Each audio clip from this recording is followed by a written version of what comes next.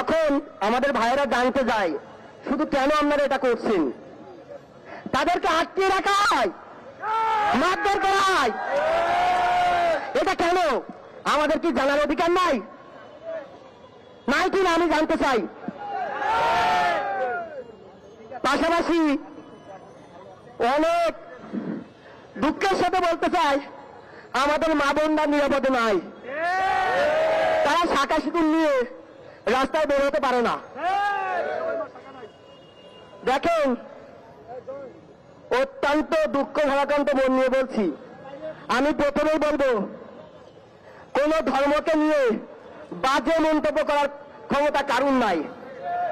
উৎসব মণ্ডল সে খারাপ মন্তব্য করেছে, আমরা কঠিন থেকে কঠিন শাস্তি চাই, কিন্তু আইন প্রশাসনের সামনে এভাবে কেন তাকে পিটিয়ে হত্যার চেষ্টা করা হলো?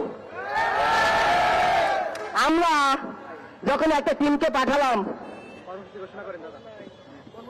পাঠালাম খুলনাতে, তখন সেনাবাহিনী আমাদের জানা উচিত যায়। সেনাবাহিনী বললেন আমাদের কিছু করার নাই। এত দুঃখ সেনাবাহিনী কি করতে আছে, আমাদের আইন প্রশাসন কি করতে আছে, আমরা তো তাদের আবার বিশ্বাস করে বসে থাকি। সুতরাং বললে অনেক কিছু বলা হবে।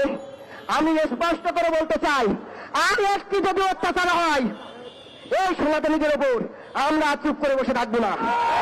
আমাদের দেয়ালে পিঠ থেকে গেছে, দেয়ালে কিন্তু পিঠ থেকে গেছে, স্পষ্ট করে বলতে চাই। আরো একটি বলতে চাই, আমরা কোন রাজনৈতিক দলের এজেন্ডা বাস্তবায়ন করতে এখানে আসি নাই। আমরা এখানে সাধারণ ছাত্র, আমাদের ব্যাকগ্রাউন্ড আপনারা দেখতে পারেন। সাংবাদিক বৃন্দের এই কথা বলা রইল। আমাদের সম্মানিত, যাকে আমরা যুব সমাজের আইকন বলে জানি, প্রদীপ কান্তি দাদা, আমরা রেসপেক্ট করি। তিনি বললেন যদি দুর্গাপূজায় মাদ্রাসা ভাইদের দিয়ে পাহারা দিতে হয়, তাহলে সে পুজো করার আমাদের দরকার নাই।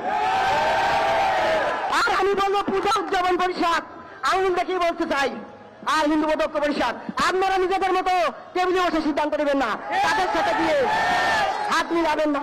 ঢাকা বিশ্ববিদ্যালয়ের সকল ভাই বোন সহ সকল সংগঠনে এক হয়েছি, এক ব্যানারে কাজ করব এবং নামটা ঘোষণা করা হয়েছে। সবাইকে জানাতে চাই, সম্মিলিত সংখ্যালঘু জোট অল বাংলাদেশের 64 জেলায় এই একই নামে আন্দোলন হবে এবং পরবর্তী কর্মসূচি আমরা ঘোষণা করছি। আমাদের পরবর্তী কর্মসূচি পরবর্তী শুক্রবার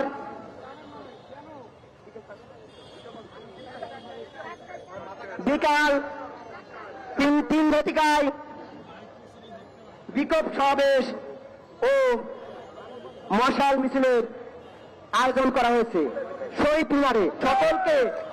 সকলকে আমাদের পরবর্তী কর্মসূচি সারা বাংলাদেশে একযোগে এক ব্যানারে, এবং সকলকে অনুরোধ করবো যারা বিচ্ছিন্ন আছেন, প্রয়োজনে অনুরোধ করবো, আমরা তাদের পায়ে ধরতে রাজি, আমরা একসাথে কাজ করতে চাই।